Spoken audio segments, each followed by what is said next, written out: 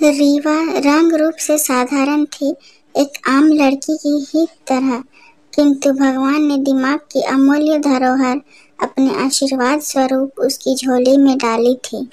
खाने पीने की अत्यंत ही शौकीन रीवा बचपन से ही कभी भी खान पान पर नियंत्रण नहीं कर पाई, इसलिए उसका वजन बढ़ने लगा। बाली उम्र में अपने बढ़ते वजन की तरफ उसने कभी ध्यान ही नहीं दिया। जवानी की दहलीज पर कदम रखने के बाद उसे लगने लगा कि अब उसे अपना वजन कम करना चाहिए, लेकिन यह सब कुछ इतना आसान नहीं था। समय गुजरता रहा, वह अपनी कक्षा में लड़के लड़कियों को एक साथ देखती तो उसे लगता उसे भी किसी लड़के से दोस्ती करनी चाहिए। रीवा की तरफ कक्षा के लड़के अधिक ध्यान नहीं देते थे, यह बात उसे दुखी कर देती थी। धीरे धीरे वह कॉलेज में पहुंच गई। कॉलेज में अपनी क्लास में ही पढ़ने वाले मोहित पर आकर्षित होने लगी। उसने कई बार मोहित के नजदीक जाने की कोशिश की, किंतु मोहित ने हाय हेलो से अधिक उसे आगे बढ़ने ही नहीं दिया। वह हमेशा उसे देखकर कटने की कोशिश करता था। रीवा उसकी बेरुखी समझ रही थी।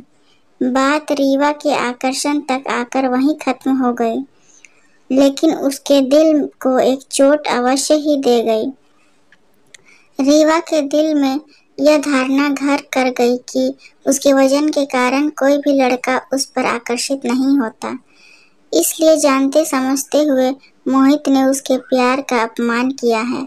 अपमान का यह कड़वा घूंट उसने पी तो लिया, लेकिन यह सदमा उसके दिल पर अपना घर बनाकर बैठ गया।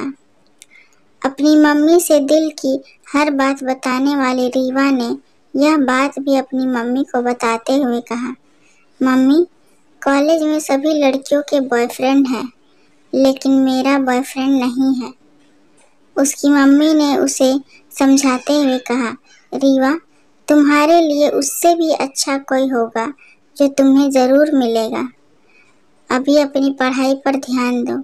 पढ़ाई भी पूरी हो गई, लेकिन कभी भी किसी लड़के ने उसकी तरफ प्यार का हाथ नहीं बढ़ाया।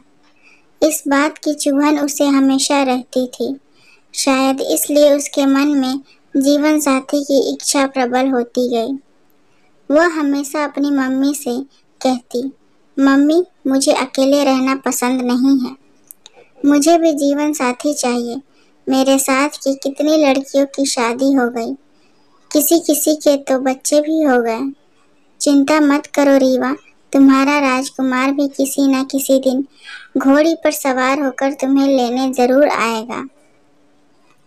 रीवा अपनी मम्मी की इस बात से खुश हो जाती है, किंतु कब तक? उसके पापा मम्मी जहाँ भी उसके रिश्ते की बात करते, समस्या वजन पर आकर रुक जाती। कहीं भी बात नहीं बन पाती। तभी एक लड़का अरुण उसके जीवन में आया और उसने रीवा की तरफ दोस्ती का हाथ बढ़ाया। दोनों दोस्त भी बन गए। दोस्ती नजदीकी में बदल रही थी। रीवा ने सोचा, शायद यही वह राजकुमार है जो उसके जीवन में खुशियां बिखेरेगा। रीवा ने एक दिन अरुण से कहा, अरुण, हमें साथ में घूमते फिरते 2 वर्ष हो गए, किंतु आज तक तुमने प्यार का इकरार क्यों नहीं किया? क्या तुम मेरे साथ सिर्फ टाइम पास कर रहे हो? इतनी नजदीकी कोई ऐसे ही तो नहीं बढ़ाता ना। रोज मुझसे मिलने चले आते हो, किंतु जब भी मैं प्यार के विषय में पूछती हूँ, बात को घुमा फिरा देते हो। आखिर तुम्हारा इरादा क्या है? अरुण, तुमने कहा था कि मुझे पहले अपने जीवन की सही राह को मिलने दो, मुझे मेरा भविष्य तो बनाने दो। वह सब तो हो गया ना। रीवा के बार बार पीछे पड़ने पर अचानक ही अरुण ने उससे मिलना बंद कर दिया। फिर एक दिन उसने रीवा को साफ साफ मना कर दिया और कहा कि अब वह और उसके साथ नहीं रहना चाहता। रीवा का दिल फिर से एक बार टूट गया। वह सोच रही थी, कुछ दिन साथ में घूम फिर कर लोग किस तरह से किनारा कर लेते हैं। बार बार होता हुआ अपमान एक दर्द बनकर उसके सीने में दफन हो चुका था। अपनी मम्मी के कंधों पर सर रखकर उसने बहुत आंसू बहाए। उसके आंसुओं से उसकी मम्मी का कंधा भीग गया था। उसकी मम्मी की आंखों में भी आंसू थे, किंतु वह अपने आंसुओं को बार बार पोंछ रही थी। वह रीवा को अपने आंसू नहीं दिखाना चाहती थी, बल्कि उसकी हिम्मत बढ़ाना चाहती थी। रीवा को समझाते हुए उसने कहा, बेटा, तुम इस समय अपने काम पर ध्यान दो। तुम्हारा करियर कितनी तेजी से आगे बढ़ रहा है। भगवान ऐसा भविष्य हर किसी को नहीं देते जो तुम्हें मिला है। शायद वो तुम्हें ऐसा चमकता सितारा बनाना चाहते हैं जिसे पूरा देश पहचाने। अपनी मम्मी की बातों को मानते हुए अब रीवा ने अपना पूरा ध्यान काम पर केंद्रित कर लिया। अपना मोटिवेशन स्पीच देती थी और जब उसके कंठ से आवाज निकलती थी, श्रोता मंत्रमुग्ध हो जाते थे। पूरे हॉल में सन्नाटा छा जाता था। यदि कोई आवाज होती तो वह केवल रीवा की होती थी। देश विदेश में घूमकर अपनी आवाज और अपने दिमाग का ऐसा जादू रीवा ने बिखेरा था कि आज वह किसी पहचान की मोहताज नहीं थी। लोग नाम से उसे जानते थे, उसे प्यार करते थे, उसे आदर करते थे। न जाने कितनी जगह मुख्य अतिथि के रूप में उसे बुलाया जाता था। उसे कई संस्थाओं के द्वारा सम्मानित भी किया जा चुका था। तरक्की की सीढ़ियां चढ़ती रीवा अब तक अपने मन के प्यार और विवाह के दरवाजे को बंद कर चुकी थी। उस तरफ सोचने का समय भी अब उसके पास कहाँ था। अब तो उसे लगने लगी थी अपना और अपने माता पिता का नाम रोशन करने की। बाहर लोगों से मिले प्यार ने रीवा के दिल और दिमाग से पुराने जख्मों को मिटाकर खत्म कर दिया था। आईटी कंपनी में उच्च पद पर कार्यरत गगन अक्सर रीवा की स्पीच सुनता तथा उसे बहुत प्रभावित था। उसने अपनी कंपनी में भी कई बार रीवा को स्पीच के लिए बुलाया था। उसकी कंपनी के सभी लोगों को भी रीवा की स्पीच प्रेरणादायी लगती थी। गगन भी कार्यक्रम के दौरान ही रीवा के साथ ही मंच पर होता था। गगन की उम्र तकरीबन रीवा के जितनी ही, लगभग 35 वर्ष के आसपास थी। रीवा के काम के प्रति एकाग्रता, आगे बढ़ने की चाह, उसकी लगन देखकर गगन बहुत प्रभावित था। विश्वास से भरा हुआ रीवा का व्यक्तित्व धीरे धीरे गगन पर हावी हो जा रहा था। आखिरकार जिस गगन का दिल आज तक किसी के लिए कभी नहीं धड़का, उसके गंभीर दिल में आज प्यार की दस्तक हो ही गई। यह प्यार की दस्तक अपने काम में व्यस्त रीवा के दिल तक पहुंच ही नहीं रही थी। उसके जीवन का लक्ष्य अब विवाह ही था नहीं, सफलता अब उसके आगे पीछे उसके साथ घूमती थी। ऑटोग्राफ लेने वालों की एक लंबी कतार होती थी। किसी को मिलता था लेकिन कोई उदास लौट जाता था। गगन ने भी एक दिन उससे ऑटोग्राफ मांगा।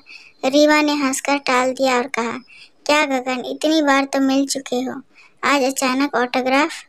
हाँ, ऑटोग्राफ तो चाहिए रीवा, और साथ में डिनर पर चलने का प्रॉमिस भी। चलोगी ना?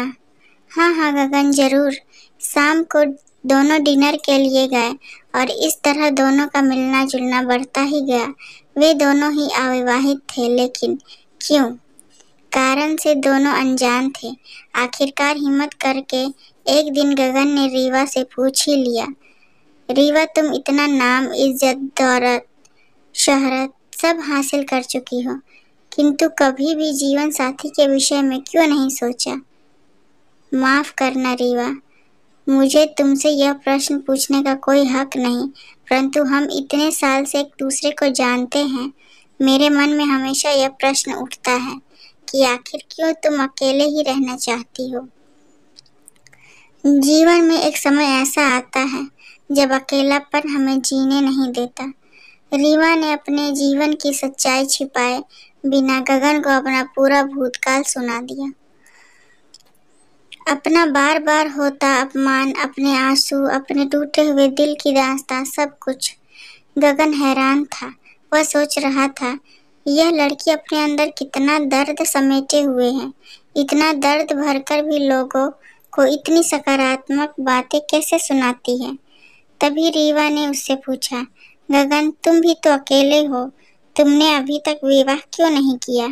रीवा, मुझे कभी कोई ऐसे प्रभावशाली लड़की मिली ही नहीं जिसे देखकर मेरा मन कहे कि यही है वह जिसके साथ मैं अपना जीवन बिता सकता हूँ। मेरे जीवन में कभी कोई लड़की आई ही नहीं, लेकिन लगता है कुछ दिनों से अब मेरा मन किसी को इसके काबिल समझ रहा है। सोचता हूँ उसे अपने मन की बात कह दूँ। मुझको डर लगता है कि वह मुझे अपने काबिल समझेगी या नहीं। गगन, तुम्हें ऐसे गलती नहीं करना चाहिए। अपने मन की बातें उसे जरूर कह देनी चाहिए। लेकिन रीवा, अगर वह नाराज हो गई, उसने इनकार कर दिया तो? नाराज हो गई तो क्या होगा? ज्यादा से ज्यादा तुम्हारा दिल टूट जाएगा। गगन, दिल टूटने के बाद जुड़ नहीं सकता, ऐसा नहीं है। सिर्फ अपने अंदर एक विश्वास खुद के लिए पैदा करना होता है। किसी के अच्छे काम से प्यार करना होता है। फिर देखो ना, हमें प्यार करने वालों की कमी नहीं रहती और यह प्यार हर चोट पर मरहम का काम करता है। गगन, मेरा दिल भी टूटा था, मैंने भी टूट गई थी। मेरी माँ ने मुझे सहारा दिया, समझाया, लेकिन जब तक मैंने खुद को तैयार नहीं किया वह कुछ नहीं कर पाई। अपने परिवार के लिए, अपने खुद के लिए मैंने अपने आप को मजबूत बना लिया, टूटे दिल को सील लिया और अपने काम से प्यार करने लगी। रीवा, यदि कोई तुम्हारे दिल के बंद दरवाजे पर दस्तक देगा तो क्या तुम वह दरवाजा खोलोगी? पता नहीं गगन, लेकिन तुम मेरे दिल के उन तारों को क्यों छेड़ रहे हो जिन्होंने आवाज करना, सुनना सब बंद कर दिया है। मुझसे इसके बाद प्लीज इस तरह की बातें कभी मत करना।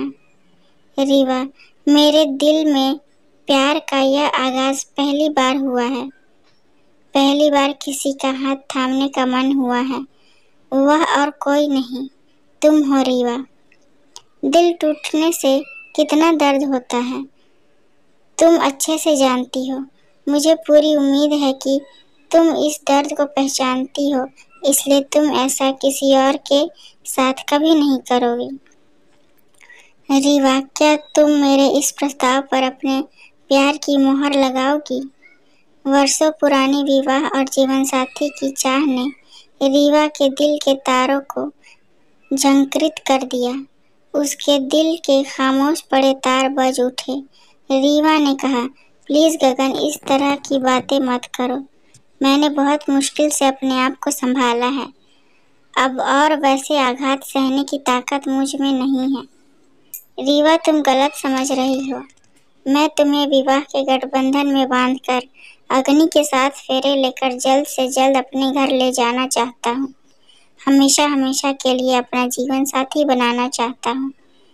अपने लिए यह शब्द सुनकर, जिसकी उसे इस जन्म में तो अब बिल्कुल उम्मीद नहीं थी, रीवा की आंखों से आंसू बह निकले और उसने गगन की तरफ देखकर मुस्कुराते हुए हाँ का इशारा कर दिया।